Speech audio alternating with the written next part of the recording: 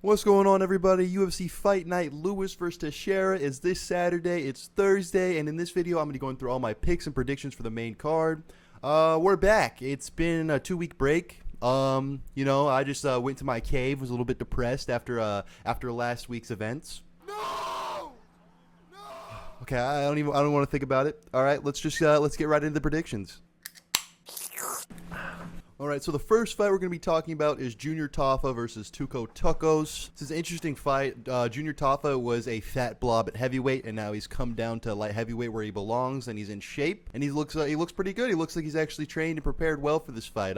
No more fat Tafa brothers up at heavyweight. We only have one fat Tafa now and one in shape Tafa, so that's pretty good. I love when professional fighters are actually in shape and ready to perform. That's Junior Tafa. Tuco Tucos is ass, to put it lightly. He's not very good. He's had 2 fights in the UFC. Hold on. He's had 2 fights in the UFC, and he's lost both. And to be fair, they were against very good competition, Navajo Sterling and Omar Sy. He lost both of them. He got submitted pretty easily by Omar Sy, and then lost the decision to Navajo Sterling. He had moments in that fight, but that's about it. He had some moments. Navajo Sterling won pretty clearly. If anything, it looked more like a lapse in Navajo Sterling's game than Tuco Tucos being very good. This one's pretty easy. I'm going to go with Junior Tafa by probably TKO KO. At any point in the fight, I don't think I'd pick a round in this one. Usually I do, but could be round 1. Could be round 2, could be round 3. I don't know. There's some questions we got to see about Junior Tafa at light heavyweight to see how good he is. I'm pretty sure his power is going to carry over, so he's going to be able to get the finish. He's still going to have finish potential in his hands. He had a really up and down career at heavyweight. Well, not even really up and down. It's a pretty down career. I mean, I think he KO'd Parker Porter and got submitted by Walter Walker. Another submission loss, I'm pretty sure. It's this is like putting a new coat of paint on the ride. He's going to see what light heavyweight's like, and I'm pretty sure he's going to be able to get the dub over Tuco Tucos. I don't think Tucos is very good. And Junior Tafa by TKO KO is the pick. Also, Tucos is older. He's 35 and it's his 3rd fight in the UFC. I know the age thing doesn't matter so much at the heavier divisions, but still. We got young, fresh Junior Tafa 28, who's the veteran in the UFC compared to Tucos. So I'm pretty confident in this pick, to be honest. So Junior Tafa by TKO KO. Fuck it, round 1. Fuck it. All right, let's move on to the next fight. Whew. All right, so the next fight that we're going to be talking about is Vitor Petrino versus Dijon Lane. For some reason, that's what it says on here, Dijon Lane. His name is Austin Lane. That's what we've known him as for the entirety of his UFC career. I think he played football as well. That's what he went by, as Austin Lane. I don't know where this Dijon Lane's coming from. Actually, let me look it up real quick. So after some light research, nothing came up. I don't know why it's put Dijon Lane. When I typed in Dijon Lane in both Twitter and Safari, it just popped up some college football players. So I don't know. I don't know why they put Dijon Lane. His name's Austin Lane, and that's the fight, Petrino versus Austin Lane. Lane is okay sometimes. I mean, he has moments. I keep saying this, but it's like there's moments where you're like, okay, maybe he's good. Maybe he's decent. And then he gets knocked out. And then he gets knocked out cold. So, yeah. His one win was fraud checked over Robelis de Spain, where he was able to land takedowns, and it was shown pretty clearly that Robelis de Spain could not handle takedowns. He was a one-dimensional fighter. I mean, Waldo Cortez Acosta was the first one to expose this. Sorry. He was the first one to expose this. And then his other 2 fights are him getting knocked out cold. So that's cool, I guess. I mean, the former NFL players, I don't think NFL, or maybe he wasn't NFL, but he played football. It's not a good base for him, man. I feel like they take too much damage and their chin is weak. And he got killed by Mario Pinto and Ginato Diniz, which are pretty good for heavyweight, or... yeah, for heavyweights, they're pretty decent. So, yeah. And then Vitor Petrino. He's coming off a far worse 2-fight loss to getting submitted by Anthony Smith. A post prime Anthony Smith, if you want to call it that. If you want to say there was a prime Anthony Smith, it's a post prime Anthony Smith. Guillotined pretty easily.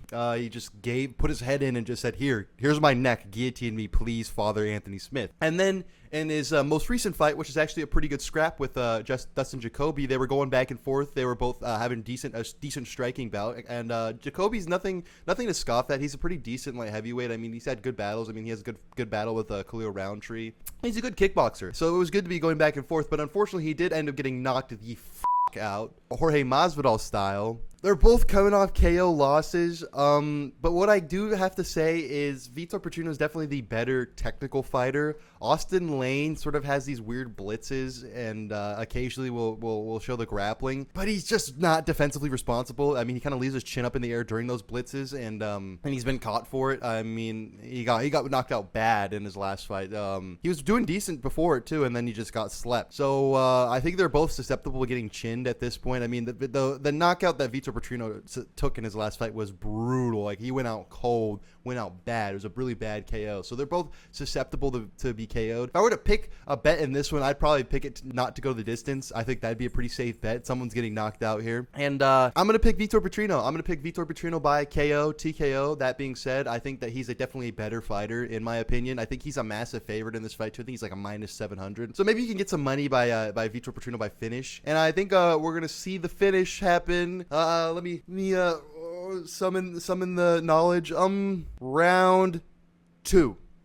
two TKO. I think round one, we're going to see some striking back and forth. Austin Lane is going to get uncomfortable and try to go for a takedown, start to gas out, make it through the first round. Then round two, we'll see Vitor Petrino land something clean, drop Austin Lane, and then jump on him and get the TKO finish. And that's what I have to say. 27 versus 37, 6'2", 6'5", 205, 245. Why is he listed at 205? Oh, yeah, he's going up in weight. I forgot about this. Vitor Petrino was at light heavyweight facing Dustin Jacoby and Anthony Smith, and he's going up to heavyweight now. And he looks better. He looks not better. He looks, I'll put the pictures up right now, but he looks different at light heavyweight, definitely a lot bigger. But I still think that it's going to carry over, and light heavyweight is better technical fighters anyway. He should be able to KO Austin Lane, and he's a massive favorite. So, yeah, that is the pick. Vitor Petrino by TKO round two. I'll put the odds up here, and let's move on to the next fight. Woo!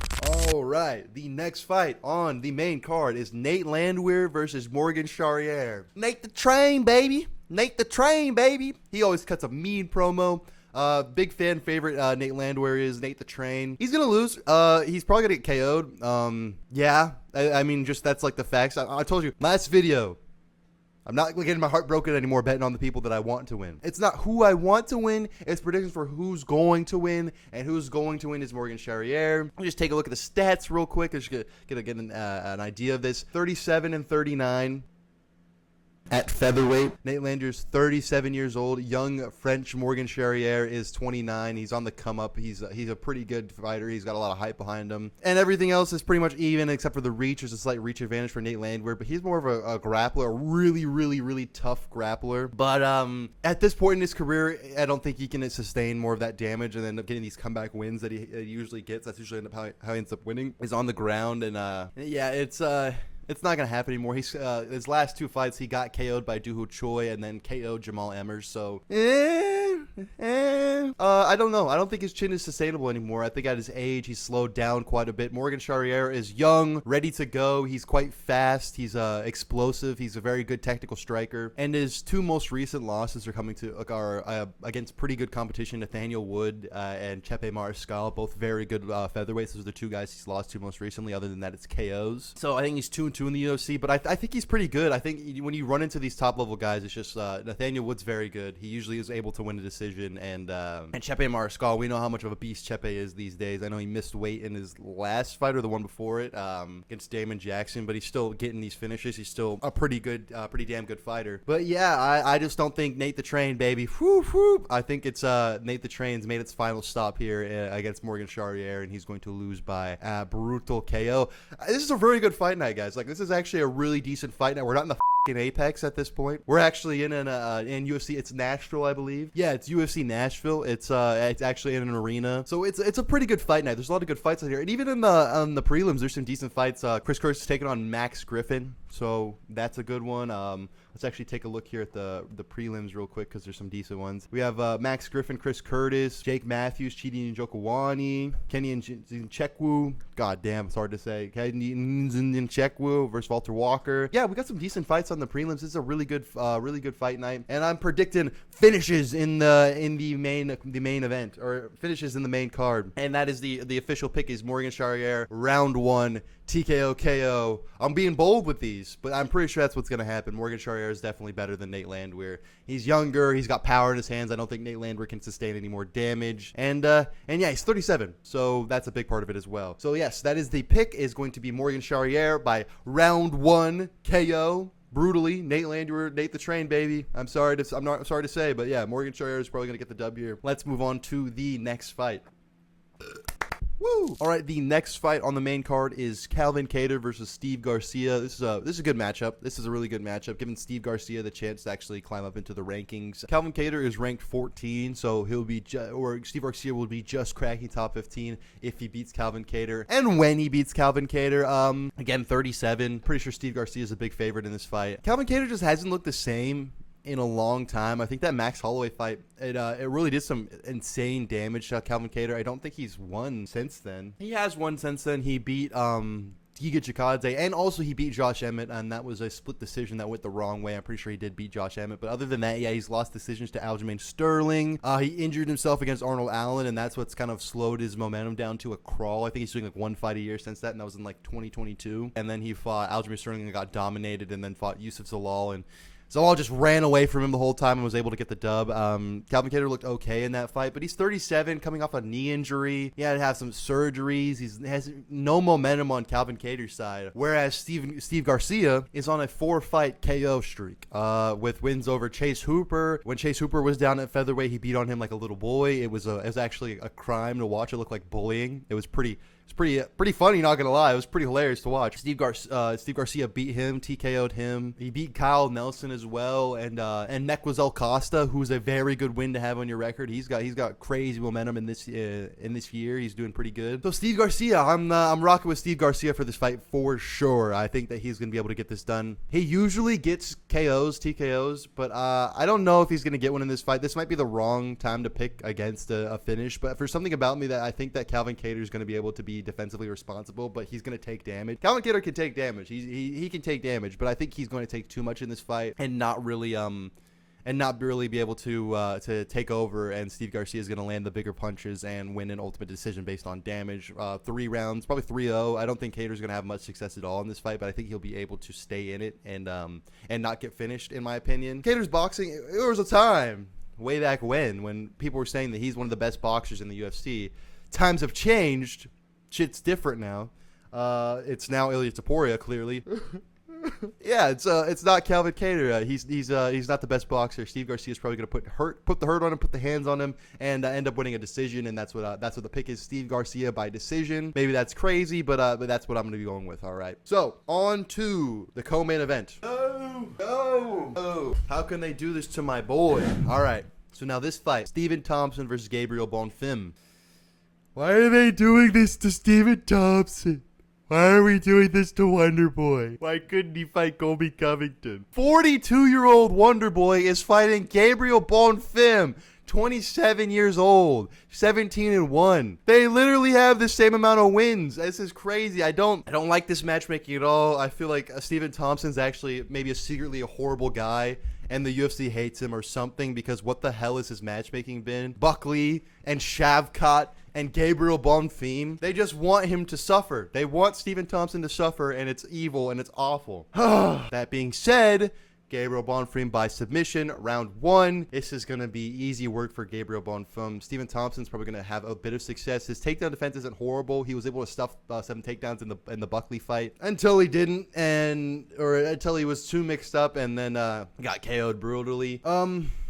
It's just Gabriel Bonfim's submission threat is insane. He's going to get him down and immediately submit him. He's immediately going for submissions as soon as he gets the takedown, as soon as he gets hands on you. He did get fraud checked by Nicholas Dalby, but that is a pretty good, not a good loss to have. There's no good losses to have, but it's not a terrible loss to have. Nicholas Dalby's pretty good. He got fraud checked by Dalby because Dalby was able to stuff the takedowns, get him tired, and then ultimately win the fight. But I think it's just too late for Stephen Thompson. I think people who are able to mix it up against him or have the most success. I mean, he got submitted by Shavkat. He got KO'd by Buckley, but that was after a numerous takedown attempts. Buckley mixed it up beautifully in that fight. And I just think that, yeah, it's over. It's over. It's so over. And I bet he retires on this loss. He's the oldest, one of the oldest fighters on the roster currently, 42 years old. Just criminal what they're doing to my boy. They're slaughtering him. Okay, the pick is Gabriel Bonfim, round 1 submission. I don't even want to look at this fight anymore. It just makes me depressed. I love Stephen Thompson. Shout out Wonder Boy, but he's getting submitted round 1. And that's it. That's all we got to talk about for the co-main event. I mean, maybe he'll have some success on the feet. Maybe he'll be able to land some fun shit. We're like, oh, Stephen Thompson, and he's submitted. And he's tapping. And he's getting strangled. So, yeah, unfortunate matchmaking. Gabriel Bonfim by round 1 submission is the pick. And let's move on to the main event. My balls was hot. All right, the main event. Derrick Lewis versus Tallison Teixeira. It's a fun scrap, fun heavyweight scrap. Where do I start? Tallison Teixeira has a very short resume in the UFC with a total of 1 win, okay, and 1 Contender Series win. Both KOs, both very early. His win in the UFC is against the other fat Taffa brother, Justin Taffa. Yeah, and he elbowed him brutally, flattened his nose, and kneed him to the ground and got the TKO there. He's 8-0, you know. But here's the thing. He's 6'6", pulling right at the heavyweight limit pretty much. He's very, very technical, very good striking, good knees, good clinch work, good volume. I mean, we haven't really seen much, but if you go and look at his other fights, he's got good volume in his punches. It's, okay, here's the thing. Had Tallison Teixeira had more fights in the UFC, it would be easier to pick Tallison Teixeira to beat Derrick Lewis because technically, stylistically, and matchup-wise, he looks like the winner, like he should be winning, but he's a massive favorite here, which I think is a little bit of shade on Derrick Lewis, but Derrick Lewis, okay, his last three fights, okay, he has 2 in his last 4, I believe, as what Derrick Lewis is, with wins over Nascimento most recently, I believe, which is a really good win. He got the finish there, and then a win over Lima, that kind of Eggman looking dude, Patrick Starr looking ass dude. He immediately jumped in there, got the flying knee, and TKO'd him early, which was an amazing win to have. But then he lost to Jailton Almeida, which is not a bad win to have at all. I mean, bad loss to have at all. Jailton Almeida is very good. Mr. Curtis Blades, haha, get fraud checked, buddy. Yeah. So Derrick Lewis's resume is way, way, way better. He's fought way better competition. The veteran status is there. The 1-punch knockout power is there for Derrick Lewis. It's just something about the matchup stylistically. You know, styles make fights, and I feel like Derrick Lewis is going to have trouble with Tallison Teixeira, and he's probably going to get TKO'd. I mean, it's not an unpopular opinion to have. I mean, Tallison Teixeira is the favorite, but I think if we're going, this fight's not going to go to decision. We're not going to be seeing a decision. If it were somehow to go to decision, Tallison Teixeira is going to win. He's better stylistically, better striker. Derrick Lewis has got the 1-punch knockout power, though he could end it in a second. But so could Tallison Teixeira. But what I see is Tallison Teixeira kind of pouring it on Derrick Lewis. Derrick Lewis struggling with the volume, struggling with the knees, elbows. He kind of has not a weakness to those, but he's been known to get hit by those. I mean, he lost by KO to Tai Tuivasa, which is not a good win, not a good loss to have. He looked like he quit a little bit. Derrick Lewis has lost a bunch in his career, but he's also won a ton. Lots and lots of KOs. Heavyweight, he's got the KO record. That being said, I'm going to go with Tallison Teixeira to win this fight by TKO, and I think it's going to be early. Derrick Lewis always has the chance to get that 1-punch KO, but and his resume is so much better. This is really hard to pick against Derrick Lewis, but just stylistic, when I see this fight, when I see he's 2 matched up, I think Tallison Teixeira is going to be able to get the win here. It's going to be a TKO. It's going to be with knees. He's going to get right up in his face, knees, clinch, outwork, elbows, just overwhelm him into a TKO. Derrick Lewis has been known to kind of crumble a little bit sometimes when it gets to a lot of volume and a lot of things landing on him. But, I mean, Derrick Lewis has elite wins, and he can always knock him out. So I'm just not betting with my heart anymore. My heart says Derrick Lewis is going to win this by KO, but stylistically, I see Tallison Teixeira winning this. So we're going to go with Tallison Teixeira by a round 1 TKO. But I will not be upset if Derrick Lewis gets it done. I will not be upset at all if Derrick Lewis gets it done. I mean, my balls was hot. Shout out to Derrick Lewis. I mean, he always has that knockout power. He's a massive fan favorite, and just, you know, who doesn't love Derrick Lewis? All right, so that was my predictions for UFC Fight Night.